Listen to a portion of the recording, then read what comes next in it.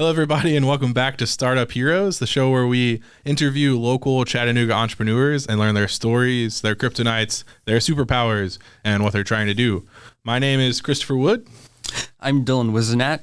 I'm Nate Tucker. And I'm Michael Lardizabal. And today we have the amazing guests. I'm Jessica Cowan. And Jessica, give us a quick elevator pitch on who you are and what your business is. Well, me personally, I'm a memory maker, a fun facilitator, and overall a community builder. And so the way that I do that is through the Pottery Place, which is your local favorite paint-your-own pottery studio. We're a walk-in business. We're open 7 days a week. You can show up with your group, have a good time painting pottery, making some memories together. We glaze and fire it. It's ready for pickup in a week. So that's just the down and dirty of it. But of course, it's so much more than that. One, you're making functional products. You can make things that you can eat or drink with. You can make things for your pets. You can make keepsakes with handprints, footprints. So, that'll dive me into a whole thing about how generational it is, which we can get to in a little bit. But at the end of the day, you come to have a good time, to hang out together, and to just connect with your community and disconnect from being online for just a little while if you can. That's really cool. Why are you doing what you're doing? Wait. And So before you jump in that too much, I just wanted to say the beginning of your spiel was amazing. I felt like Muhammad Ali or other fighters when they're saying, "I'm the Sultan of Swing," the blah blah blah. It was on point. Thank you. Very nice. the memory maker was my favorite. So what got you into the Pottery Place, and what's your background? Okay, yeah, so that's actually a really fun and rather long story, but I'll do the quick version. So pottery was never my jam, really. I never did it growing up. I didn't grow up in the world's most privileged family, so that wasn't really in our budget as an activity to do. It wasn't something that our high school offered, so it's just never a thing that crossed my path. Work experience-wise, basically, I started when I was young at Chick-fil-A, worked my way up through management. I worked at several different franchises, local chains, etc. And one day, I kind of run into a woman who owns franchises as well as small businesses. One of those small businesses was a pottery shop. And so while I was working within her franchises and getting things up and going and growing, I started working within the pottery shops as well. And I was like, man, this is super fun. And it's not just that the painting is fun, it really is approachable to everyone. And I'm seeing how excitable it makes people to learn something new, to do it yourself, and then to come back and see the magic that's happened with the firing process. So over time, I just really got into it. And I was like, man, this is something that I could see myself doing and facilitating long term, because to me, what a small business is not only does it set the culture for the area, but you've got to be a pillar of the community. So you've got to be there for a reason. And this is the perfect type of business that we're not just here to make money, we're here to make connections, to get together, and to do something awesome, Yeah, that's amazing. So I've definitely seen your emphasis on community and trying to work with people and kind of make stuff better. So is there something that you can point to maybe in your past or a previous job that kind of made this community element important, or maybe it has to do with your why? Talk about that. Yeah, totally. I get asked this a lot, and maybe I should dive deeper for myself on answering this question. But when I was growing up, we moved around a ton, and it wasn't just me and my parents, but sometimes living with grandparents, occasionally a family friend, that sort of thing. So I found myself a little bit lost just in general, going to different schools and settling myself in and just the bouncing back and forth. So when we did finally settle when I was a little bit older, I just had a hard time kind of fitting in everywhere and never saw myself having the same community that the other people in these small towns had, because they grew up there with all the people in the small town, So when I started working, even though maybe this isn't the best thing, I really finally got that. I was like, wow, these are people who were all working together towards a common goal. Chick-fil-A specifically is a very service-oriented place, and so that just fills my heart. You can be serviceable and hospitable, and so just being there, starting to learn about how business works, managing people, leading people, all of that stuff really started to just do it for me, And I was like, this is what I want to do in the long term, is help lead, grow, and, people, and particularly these small businesses, and work it all together. And leadership at the time was not the cool thing that it is today. You couldn't just be a leader. That wasn't a career path. And I will say one day, so the summer before I entered high school, my dad throws this book on my bed, and it's The 7 Habits of Highly Effective Teenagers, right? And he's going to read The 7 Habits of Highly Effective People at the same time. And I'm just so mad about it, because this is not not on my summer reading list. I'm trying to read Harry Potter. Thank you very much. So I read the book. I gruntled about it. Whatever. I get through it. I think that's the end. Well, my freshman year of high school, the class that we all were suddenly had to take was called leadership, and the whole course was around this book. So then I had to read the book again for the next semester of the year, and it was pretty hilarious, but I got very acquainted with the concepts, and that really kind of kickstarted my journey into diving more into leadership, because it is so many things. It's about emotional connection, it's about psychology, it's about marketing, it's about business, it's about people, and along the way you find yourself, and at the end of the day I discovered that it's just ultimately service, so you take all those things and then you give them to someone else to help them find their why and to move in the direction they want to move in, and we rise and fall together sort of situation. So you're telling me that leadership isn't about yourself? I know, right? What? It's wild. It's wild. What? Everyone, so many people are in it for the ego trip. I'm telling you, man. That's crazy. I just wanted to say, I really resonated with the moving around so much and feeling kind of like the other, disconnected from people. So definitely, I think you found your kind of place at Chick-fil-A, and for me, I joined a band. But either way, it's once you find that feeling of oh my gosh, community and connection, it's oh, this is what it's all about. Right. It's really cool. So yeah. I'm really glad that I got to hear that part of your story. That's cool. And then you parlay it into how do I create businesses that foster that community environment, and how do we change the way that people see their small businesses in their communities? Because it's not just a place that you go to buy something at. It's a place that not only are supporting, some small business owners' dream like myself and their families and whatnot, but you're growing the local culture into what you want it to be. And for me, you guys are kind of involved with Be Caffeinated, I'm trying to change the way that customers interact with businesses. So I want them to see them as a place that they have ownership in when they come. And to that end, we're starting programs where you're able to paint your own vessel, be it a mug, be it a candle vessel, cookie jar, whatever, to fit your own home decor, your own style, or a gift, and then partner with other local businesses to make it reusable and a place that you can go and visit them and immerse yourself in the culture as well. Yeah, so I'm of the mindset, I think might have said this on here before, but there's two types of people in the world. There's people that have a negative or positive experience happen to them, and they want no one else to have to experience it, or they want everyone to have to experience it. And I think it's really powerful when people go through negative experiences or feelings like that, and they say, I don't think this is how people should feel, I'm going to do something about it. Or they say, this was terrible, I shouldn't be the one that has to feel this, and then they become evil, kind of. Not really, but it's your villain. That's the villain origin story. But so your origin story is you kind of felt, growing up that maybe you didn't have the community that you wanted, and then you found it, and you said, "Oh, this is what I was missing, and I want to make sure that other people have the ability to experience that." And I think that's awesome. And I, like Michael said, I kind of identify with that too. We moved around a fair amount. I think I lived in 3 different cities growing up. It was Mississippi, Texas, Florida.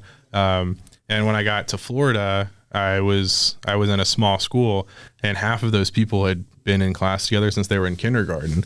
And I was like, wow, I didn't know that was a thing. Right. They've literally seen each other almost every day for the last 15 years of their lives. And I was like, that's crazy. And that's not, possible for everyone, because not everyone is there the whole time. So I agree that finding community where you can is important, and not only finding it, but building it and crafting it. And that's huge.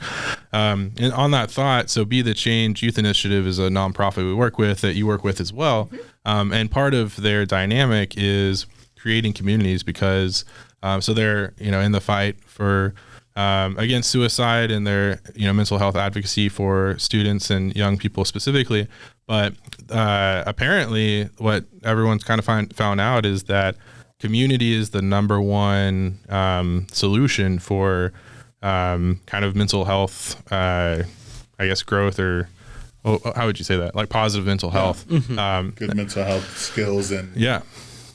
So their whole thing that they're trying to do is create these communities for people to check into. So how do you think businesses moving forward, because we're definitely in this revolution of businesses, and then this will end kind of the origin story, but you've come into this business, it's yours, and you're creating this thing. So how do you see moving forward the change in what businesses have in the past and will in the future do with customers and kind of what they're building? Oh man, I could talk about this for some time.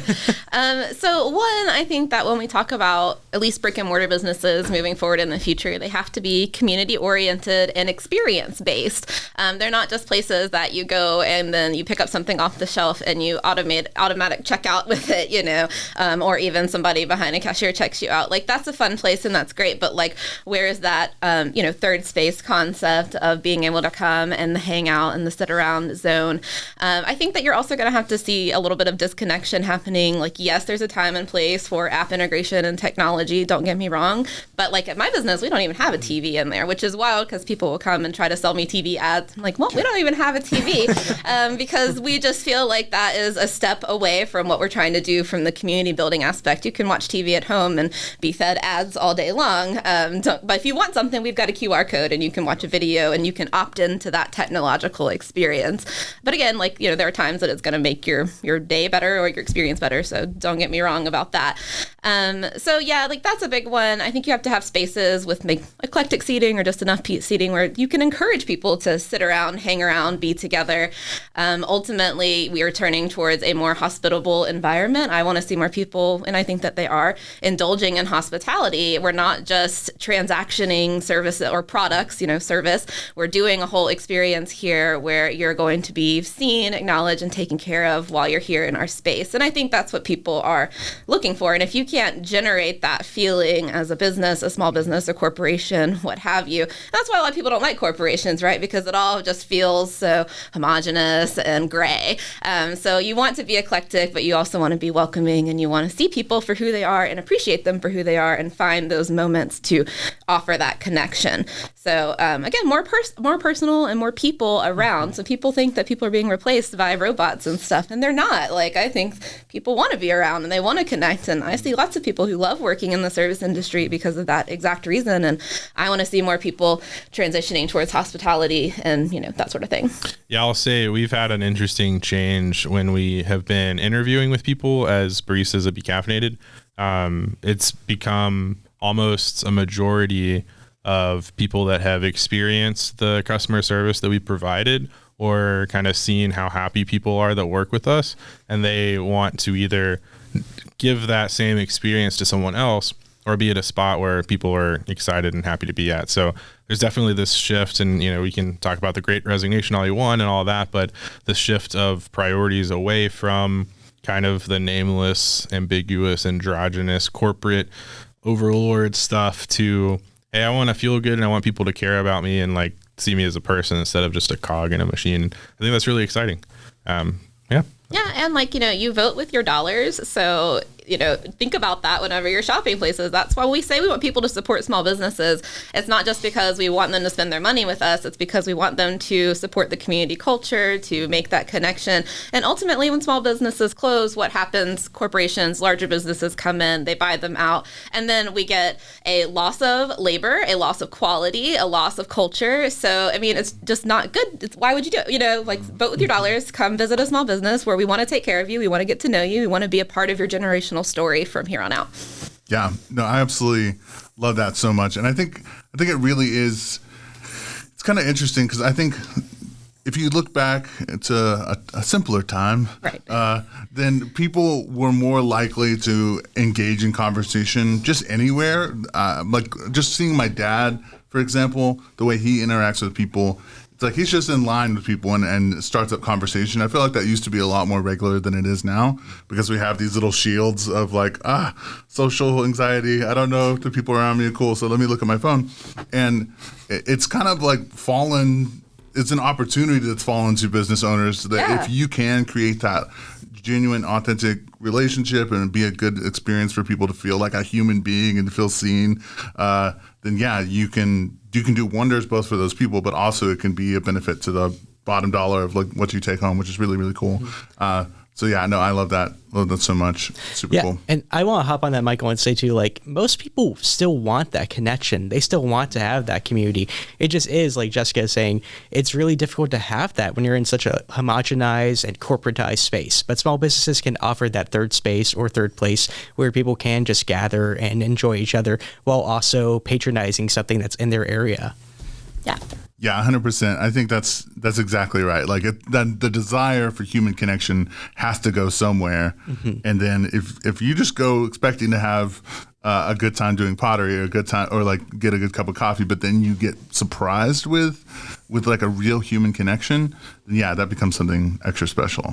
I think that's also why, like, during like the pandemic and stuff, we saw like a really big surge of like social media platforms taking on those like voice chat rooms. Yeah. Where you could like have like a more human experience because you were alone by yourself or just like stuck with your family, the same people every single day, which like you love them, but like if it's every day, maybe you want like another voice or another opinion, so you can just like go in there and actually like talk to people in like a chat room, or like a open like live podcast situation like on Twitter Spaces. And what was that one that was like Clubhouse, yeah, and Clubhouse, which Twitter Spaces kind of just ate up. But and then you see like Reddit having stuff like that, and then just other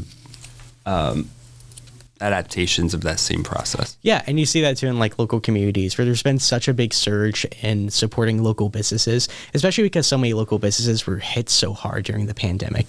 And so speaking of that, how do you think you were able to survive that with a business that's so like hands-on and people being there focused? That's right. Yeah, I forgot that we were going to talk about this part. So the fun part for people who don't know, which is most people listening, about my business ownership is that I took over on March 1st, 2020.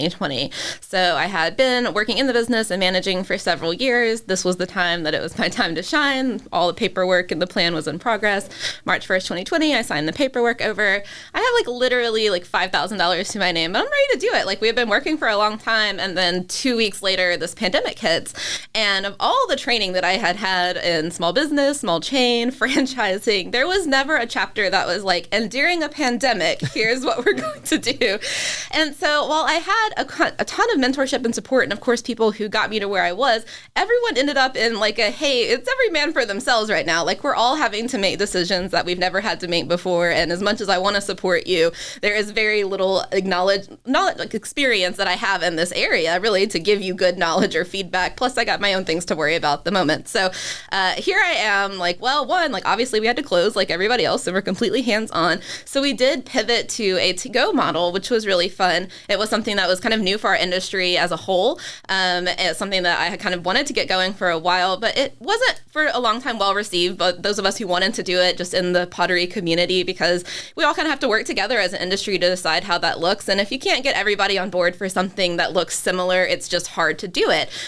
So while there was some to go here and there, it just wasn't a known thing for our industry. So it's been pretty cool. Although, yeah, we all had to trial and error it. Now there's kind of a way that it's known that you can get pottery and take it home or to a park for a date. And I think there's just so many benefits to not having to be in the space, just as many as there are being in the space. Like, of course, I love people being there. But at the same time, if you want to paint in a special location, you want to incorporate that into a date night or something, then now you have an option for that. And of course, during the pandemic, it gave people something to do. So I was getting calls and texts and messages constantly about like, oh my gosh, we've got an art program that we have to bridge a gap for our kid. Like, can you help? So we were doing videos and to-go projects and written instructions and all that sort of stuff to really start adding value to people, even though we weren't really pulling in the sales that we needed to pay people. And so to that end, like, you know, I know all about what it's like being at the bottom of the barrel and doing the full American dream, sleeping on the floor of your business, like keeping a full-time job so that I could pay people at the same time, trying to get it up and going. And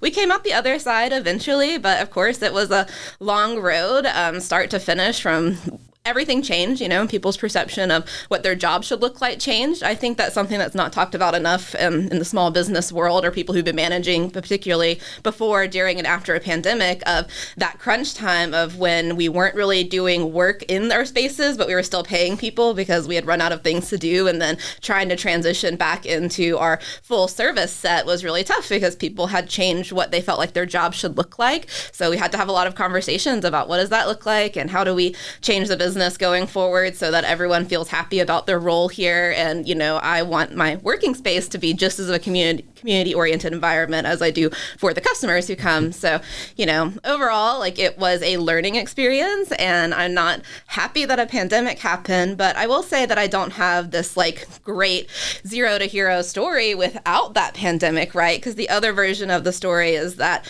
well, I bought the business and everything was great and we just rocked and rolled from there on out. And that's a great story for a feel-good Hallmark movie. But this is a better one for an adventure and action adventure sort of situation where we're going through a journey and we're really learning a lot about ourselves and the people around us. And in the end, we're just a better person for it. Yeah, a lot of good conflict makes a good story. Exactly. Jessica, who would you cast as yourself in your action adventure? Oh my gosh. That is an interesting. Can I be myself? I feel like I would do a good job acting. I think I could act as myself. So yeah, do it. Either that or what's her name? The girl from Mad Men who's super good looking. Joan. Yeah, I love that show. So maybe that's telling me too much. Who would you cast as the romantic interest actor? Just at the end of the movie, it just happened to. Yeah, the guy that plays Elvis in the Elvis movie. That would be. Yeah. He did a great job. Yeah, I don't really know celebrity names, but he's my celebrity crush at the moment. So I would cast him for sure. Well, it's so impressive that you're able to innovate during all of that, during the pandemic, and actually do something that was so outside of your industry. So we've talked a lot about community being a big focus for you and a big thing that's driving you. Would you say that's your main superpower and thing that's helping you succeed? Or do you think it's more of that innovation side, or both of those together? Or what would you say? I would say, yes, those things all work in conjunction, but it kind of happens at a more ground level. My superpower is going to be, I'm a people builder. And so people build into communities, but they have to be individually built up into that. So I start with my staff, right? And so when I bring people on to work with me, they're not just coming to fulfill the task of the day. They're learning some real world skills while they're there, not just in service and hospitality, but about time management. And I try to make sure that I really understand who they are and what their goals are and how I can help get them there. So we do things like have a whole program book of what would you like to learn that you could either can go on your resume, or I can get you a raise, or you can get a bonus. So my guys learn how to do things like design marketing projects from start to finish, all the way through execution with spreadsheets and how to read statistics. I'll teach them how to do QuickBooks. I'll teach them how to do Excel if that's just not a skill that they've been introduced to before. There is no judgment on where you are and what your learning level is, but I'm happy to build you up. And I think that whenever we give people skills and we invest our time into them, not only do they invest our time back into us as the people who gave them those skills and they recognize that that's the time investment, but they invest into other people, because whenever you really start to get people going, they want to share, you light one match, it's going to light all the matches that are connected to it. You just have to light that first match to get going. That's so cool. That I wish I'd work there. Yeah, right. That's fantastic. Too bad Chris has a hold on you. So. You can't have him. Yeah, right. I was thinking today about what a great employee Nate was. Honestly, I was like, man, Chris really lucked out. This morning I was drinking coffee. I was like, Nate is such a great fit for that with his experience and what he wants to do, his community values, and you should never let go of him. Well, thank you. That's so flattering. It's up to him if I have to let go of him. All right. Whenever you're ready to run for mayor, we'll let go of you, I guess. That's awesome. But yeah, so how do you think all those good feelings and that training and everything, how does that transfer to the customer experience, do you think? Yeah, totally. Well, one, my employees, when they feel like they're being invested in and that they're appreciated and seen in the space, then they are happier when they come to work. They're more inclined to be in that bubbly, fun mood. For us, the job is fun. And we talk a lot about that because obviously, just like everyone who owns or runs or works in a business, there are things that kind of grind your gears that people say. And we have to remind ourselves that we're painting pottery. We're not solving curing cancer. It's not rocket science. Like, we're making memories for people. We're having a good time. So even if it's one of those days where someone is like, well, it must be fun to paint pottery all day. Like, that's the thing that grinds everyone's gears that gets said. It's just like, well, if we're making it look that easy, then we must be doing something right. You know, I mean, I wish that it was just paint pottery all day, but the fact that customers see that tells me that we're creating that welcoming and inclusive environment where you feel like we're just here to have fun. And that's what we're facilitating for you, is that space for fun and community and connection. And then we do invest directly into our customers to really create the community for our space. So now we're talking more on like the macro, like my space, my community, and my area, or in my store, which is going to be the pottery painting and creative experience. We have a bunch of techniques, is what they're called in the industry. So ways that you can paint things. And something that separates my business apart from a lot of other ones is how much time we've invested in those techniques. So not only do we have a wall that displays what they might look like on a large plate or smaller sample size or both kind of thing, we also have like a just crazy large collection of tools, stamps, stencils, silk screens, all kinds of things that you can use so that when you come in, you basically learn how to do something different every time. And the people who work with me, they want to teach you how to do that. So they want you to be successful. So they want to teach you how to paint with lace or how to paint with bubbles so that whenever you come back, you can combine those two things together, or you can try something new. And over time, it gets them to, you know, invest in, the customers are investing in their learning experience and in the space as well, because they're coming back and investing time and they're getting something great out of it. And my employees are doing a great job investing into the customers, so that they want to do that and they want to keep coming back and bringing more people. And that's how the community starts to grow, because then we do birthday parties or a team building event. And so instead of it just being our date night activity, they've brought more people with them and they're like, wow, this is a lot of fun. We should all do this together. Let's take it to the HR guy and see if we can do that. Then we have a giant team building thing. And so we're connecting more communities together through arts, which is part of where my connection with Be the Change is we're all about advocacy, but we're all about just showing people that not only is art great for mental health, but it can be a real career path as well and a community builder. So you also alluded earlier to like the idea of like the generational aspect of that too, where people just keep coming back and back and back. Do you want to talk more on that? You know, I want to talk more about that, because the generational thing is like my favorite part about all of this. And this is what really connected me in from the community standpoint.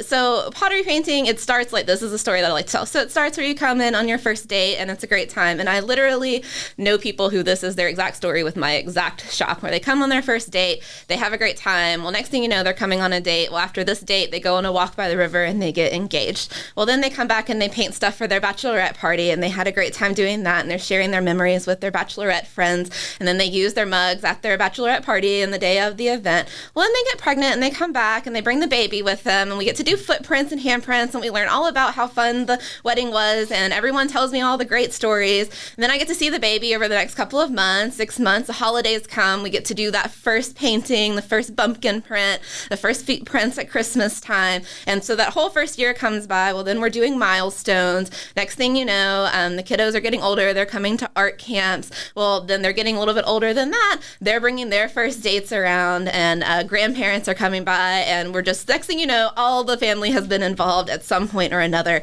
One of my favorite little kiddos, he's been coming since he was 7 months old. And every year for Christmas, he paints his grandmother a place setting. And so it's a plate, a bowl, and a mug. And he has always painted it himself, even since he was 7, when he was just wagging a brush around. And now he is 7 years old, so it's been quite so many years. I met his grandmother for the first time this past year. So she came in over the summer with her grandson, and she goes, I have all of these plates. It's my favorite thing that I get every year, watching him grow, watching him get better at it, his handprint growing, etc. We use them at the table. It's so fun. I just had to come here whenever we came. He wanted to show me the place. I wanted to meet the people who make it happen.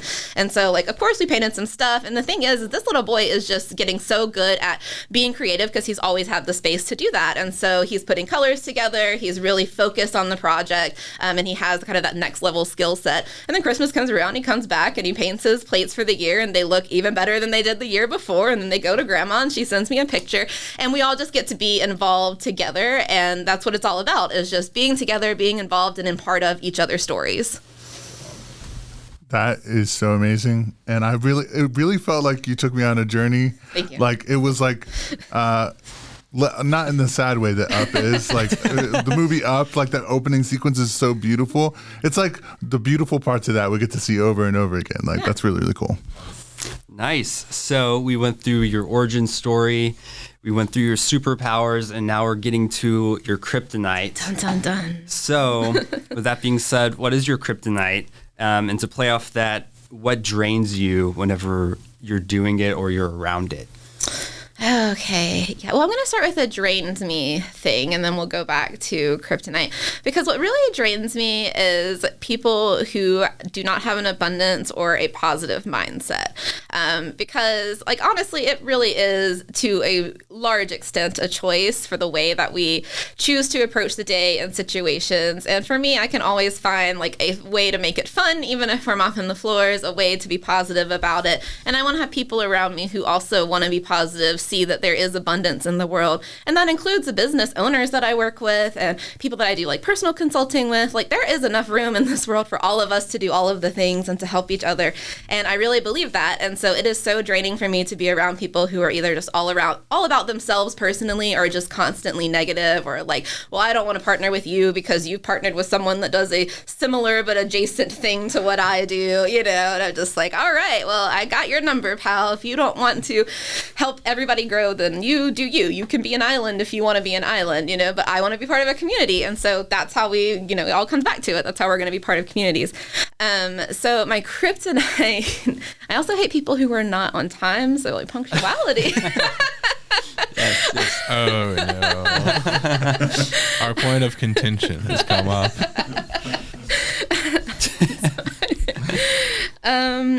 Yeah, I mean, obviously. Wait. Just so you guys know, I was late today. But in our defense, she was like 10 minutes early. Are you not on time if you're not 7 to 10 minutes? But it's fine. It's fine. Just giving you guys a hard time while I solve for time myself. So there's that. For a long time I was change resistant, but that's just not true anymore. I think that a lot of the things that were barriers for me for the majority of my managerial then to entrepreneurial career, I have started to break down, if not have broken down completely. Right now, the thing that I hate the most more than anything is like accounting and paperwork, and like that stuff feels like my kryptonite because I don't feel like I'm spending my time where I want to or being my best self whenever I'm doing it. And like, yeah, everyone's going to tell me to hire somebody, and like that's fine and dandy. You can hire people to do things, but I'm also kind of a believer that like not all the things that we do we're going to like doing, but it's just the better choice for us to do it. So anytime that I cannot be doing like office work is definitely my jam, but that ends up piling up on me. So even though I'm so good at time management, that is something that I'll always kind of procrastinate on a little bit for myself. So For sure. So next up on this kryptonite section is, where do you think you could improve the most? Let's see. Well, right now I could really be spending some more time with my people directly. I see them all the time, but our weekly meetings have kind of dwindled into more like, conversations whenever I see them instead of really dedicated times. So I think that I could improve by readjusting that and making sure that like we're dedicating that time, even if it means scheduling it outside of the time that we're normally going to be places. Let's see, other things I can do to improve. I mean, delegation is always a thing, so I could hire somebody to do things that I don't want to do, but I'm probably not going to do that because I'm hard-headed. So maybe be less hard-headed? Yeah, maybe. Work on that? Yeah, that's the thing I should work on, actually.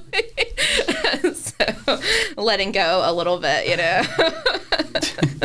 So in the I'm just going to step back because I forgot to ask this. Yeah. We can probably just edit it in the same section. But you said you were resistant to change before, and now you're more open to it. Yeah. Is there anything like specifically that changed that?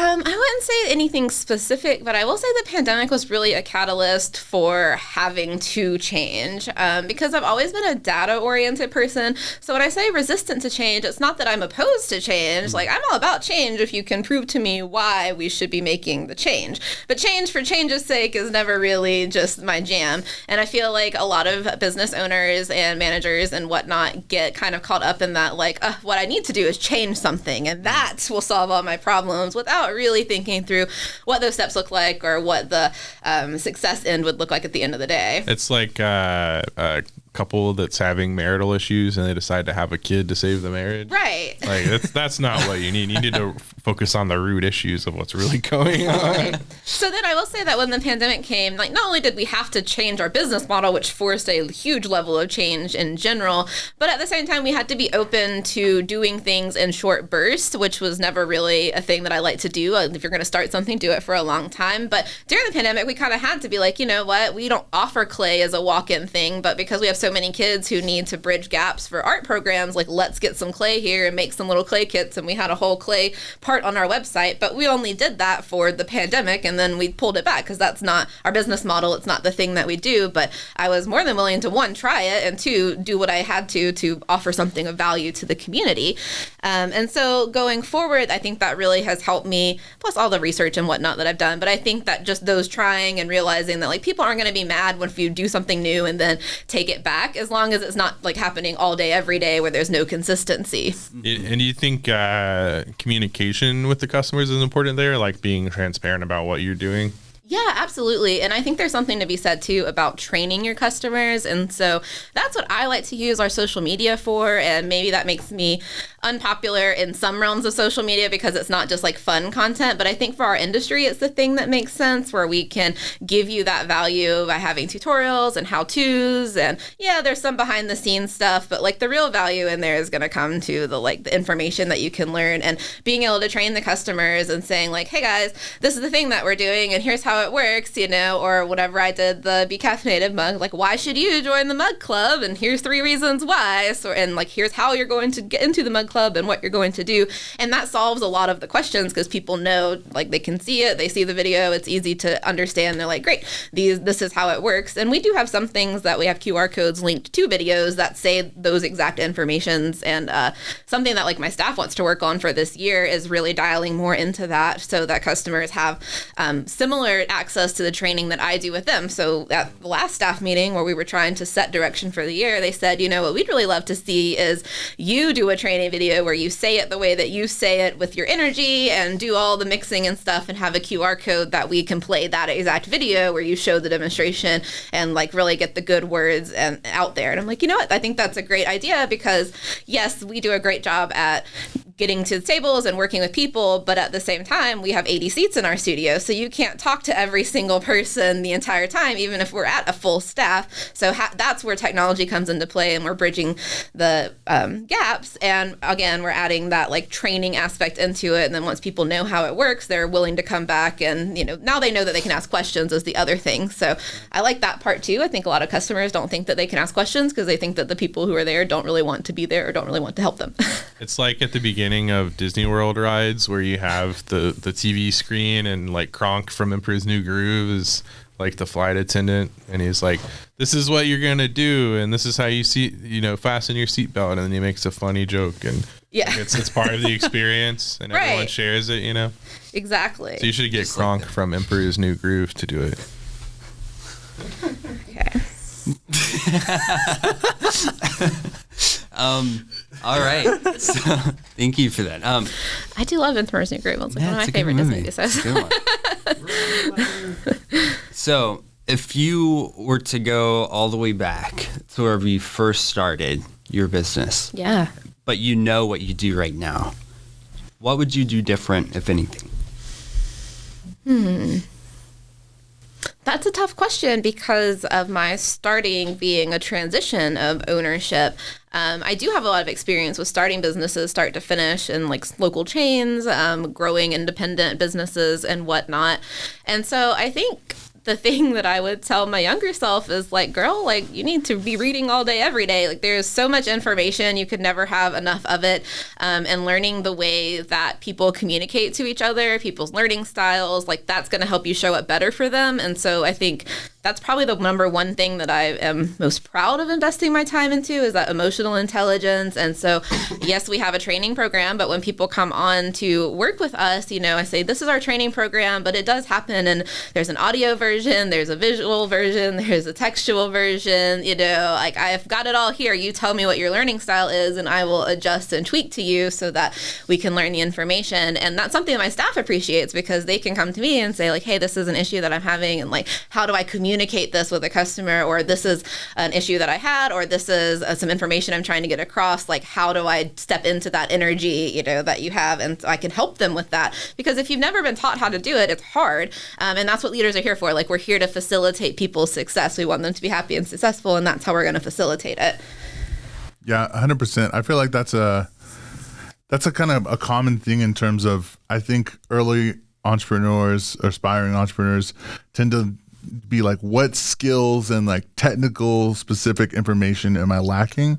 But the more I talk to more mature business owners, it often comes back to that like higher level, like mental models, managing your emotions, and communication. Like if we really lean on those things, like I hear that time and time again as the more I look into books and talk to people. And yeah, so that's really, really cool. Well, the technical stuff changes, and so that's the thing. The emotional intelligence compounds on itself, but the technical stuff in your industry changes all the time. Like, for example, for us, I do my own kiln maintenance. For the world's longest time, the kilns were all relatively simple machines. Well, now they have LED screens that you can put on them instead. And so that is a change in technology. Like, I can learn how to do that by reading instructions or taking a class or a course.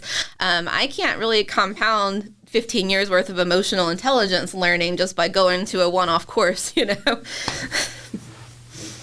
100%. That is a wonderful point. So that kind of brings me even as you're we talked so much about what you have gone through and kind of where you're at now. So I'm really curious to hear, like, what is your plan kind of moving forward? What are you looking towards on the horizon? Where are we going? Yeah, where are we going? To be president. I know, it's a hard aim. No, but I do have a kind of plan and vision for Chattanooga specifically. I want to continue to be involved in the community and culture building of the area. And more specifically, I want to help drive the tourism and hospitality movement that we are currently in and growing / working towards. I know everyone in this room is aware that this city has been on quite the journey since the 90s. We're having our little comeback tale right now, and I want to be a part of that journey for sure. Want to see more small businesses in the area. I don't want to see any of them, of the ones that we do have, close. I want to see more of them open up. I want to see more things that people want in the community to come to the community. And so, obviously we're going to keep on with our Pottery Place, and I'm going to keep on with some small business consulting and helping growing people, and then be wherever I need to be in terms of where there are needs in the community to help serve that. Ultimately, I think I'd love to get more involved in like a hospitality management company sort of situation to help offer some more resources to the people in the area who are going to be driving that growth. Because something that I've seen over time, like I come from areas that are all about tourism and hospitality, and what we're lacking is those real professional groups where you get together and you get training and you learn how to talk to people and manage processes, grow, innovate. And it's good to just be in the same room with people who are doing a similar thing to what you're doing and who are driving a larger goal. I think everyone in Chattanooga wants the people who do come to visit to have a great time while they're here, to not be intrusive, of course, of our local culture, but to appreciate it. And for us to do that, we've got to be willing to meet them halfway and offer them that true Southern hospitality that we're known and famous for. That's awesome. So for anyone that loved everything you've said and they want to find more about you, where can they find you? Well, you can find us on all the social medias as far as the Pottery Place goes. So Pottery Place Chattanooga, Instagram, Facebook, TikTok. I'm on there as well. You can message me directly. I'm on LinkedIn, Jessica Cowan. I should probably be other places, but I don't do a ton of time investing in my personal brand. I'm just so busy investing in other people that my personal brand tends to lack. But you can talk to me. We can talk about business stuff. I can get you where you want to go, and it'll be a fun time. Awesome. That's beautiful. All right. So I got one more kind of bigger question, and then we're going to move into like a rapid fire round. Love it. So this question is like, if people could only know like one thing about you, like what is the thing you would most want people to know about you? I genuinely want everyone to be happy and successful. And so that means that I am genuinely a kind and non-judgmental person. So whenever I meet people, I want them to feel like they are seen, heard, and accepted. And if I can just continue to facilitate that vibe everywhere that I go, I will be a very happy person in life. Awesome. That's a beautiful answer, and I love that so much. Before we do the rapid round, I actually have my own question for Jessica really quick. So you talked a lot about like wanting to help local people here have more stuff that they're looking for in Chattanooga. What's something you're looking for in Chattanooga that you think that we don't have yet? More arcades. Okay. We need arcades and frozen yogurt shops and bagels. But I mean, I do think that we need more environments, again, where it's not necessarily transactional from a consumer standpoint, but we're there to have a good time together and to facilitate. So I'd love to see some more like old school arcades, things that are family oriented and family friendly. I love that we have such an eclectic and, ultimately, what's the word that I'm looking for here? Inclusive culture as far as like families, young adults, and demographics go around here. But I do see a trend on having everything be connected to a bar or have some sort of like sip aspect to it, which, look, I'm a BYOB place myself. Like, I'm all for it. But at the same time, I want to see more places where it's all about getting together and not that part is, a bonus if it's there, but it's not really the focus of the particular business. So again, like, I'd also like to see like another self-serve frozen yogurt shop come to town, especially in like the North Shore area. I don't know, somebody like me might have all the access to the tools to make that happen if only more people wanted a yogurt shop in the area. So maybe there should be like a poll or something on that. I don't know. Have you guys been to the newer arcade in Eastridge? No. Yeah, it's wild. What's it called? What's it called? Level Up? Level Up. I've Yeah. heard of that. Yeah, I need It's to wild. go. Yeah, it's Nathan and I went. It was interesting. Yeah, not what I expected, but Yeah, okay. We'll have to talk about that later. Cause I heard it's pretty party-y. yeah. I think that plays directly in what you're saying, though, of like, there's a very much like an appeal towards that like party, like, I don't know. I almost see like Chattanooga having like a Nashville-ifying going on a little bit, where Right. things are almost catered towards that like, the woo girl, we're here to party and celebrate your bridal shower or whatever. I don't know. They just show up and party kind of aspect towards our tourism. But yeah, I don't think that's a good fit for us because most people who come here, they're families or they're outdoors enthusiasts and they want to do stuff like that. Woo, family, I want to go on a hike. Yeah. Well, and that's the thing. Like, if we want people to indulge in and share our culture, then we have to create a culture worth indulging in and sharing, and not one that is consumer driven and driven to bring all those parties and stuff in, which, again, there's time and places for all of that stuff. But we live here all the time, right? So we want to live in a community that's eclectic and supports artists and small business owners, and where we know each other and that we're excited to see each other be just thriving. To be like tourism supplemental, not tourism dependent. Yes, Yeah. exactly. Yeah. I think it's hard if you completely depend on tourism. I lived in Pensacola for a while, and half of Pensacola is like Pensacola Beach. And in the non-beach times, it was completely dead and nothing happened. But during the warmer months, it was completely crazy, and it would take an hour sometimes to go across the 3-mile bridge. And that's a weird dynamic for both people that live there and business owners. So I think it's better to have tourists kind of be a nice icing on top, not the Right. meat and your meatloaf cake. Icing on the meat. All right, those are some good metaphors, and based on that note, we'll move into our rapid fire round. So Jessica, gear up. Are you ready? I sure am. Okay, here we are. What's your favorite book, business and non-business? All right. My favorite book, business-wise, is Grit by Angela Duckworth. That's a really good one about what grit is, how to get more grit, and all about just keeping yourself driven over time and the psychology behind it. My favorite book, personally, right now is Reality Plus, and it's about like the ethics of 3D worlds and it's very philosophical Cool. as to, yeah, so that's it. That's fun. Yeah, like Rapid. let's dig into Ready Player One, and is it ethical or not? Yeah, simulation theory, etc. Yeah. What was your biggest influence growing up, and why? Pass. Fair. What's your favorite restaurant in Chattanooga? Sushi Nabe. What's your go-to coffee drink? Honeybee with lavender. Who is your favorite superhero? I don't Batman, but I'm more inclined to say a super villain, the Riddler. Ooh, nice. This one's not on the list, but why do you like cow print so much? or where did that come from? Oh, so you guys want to know the cow print origin story? Well, like one, you know my last Can name. you show your phone to the camera? Yeah, so here's my cow print camera today. Or For all listeners, it's cow print. Yes, cow print. So one, like my last name is Cowan. Two, I am actually adopted, so I was adopted into that name. And my grandparents grew. They're from Texas, and so they actually like raise cattle and whatnot. So I spent a little bit of time around cattle, kind of growing up, and the Texas vibe is also the cow print dealio. So all of that's kind of parlayed into it as a way to stay connected to my Texan roots and to kind of bring a little bit of humor to my last name. I love it. Love it. What is your favorite song? My favorite song is House of the Rising Sun by the Animals. Ooh, great one. Favorite band? Pierce the Veil. Nice. If you could meet anyone alive today, who would it be? Big Sean. Nice. that did surprise me. She said before we started rolling it was going to surprise us. What is your favorite thing to make? Like art-wise? Open-ended. Yeah, I mean, actually, I like to cook, so that might be surprising to people. So my preferred thing is to cook, and I like to cook dinner. Anything Southern, or I do like a Southern Asian fusion situation. Ooh, nice. Wait. Do more on that. Do more on the Southern. Tell me a Southern Asian.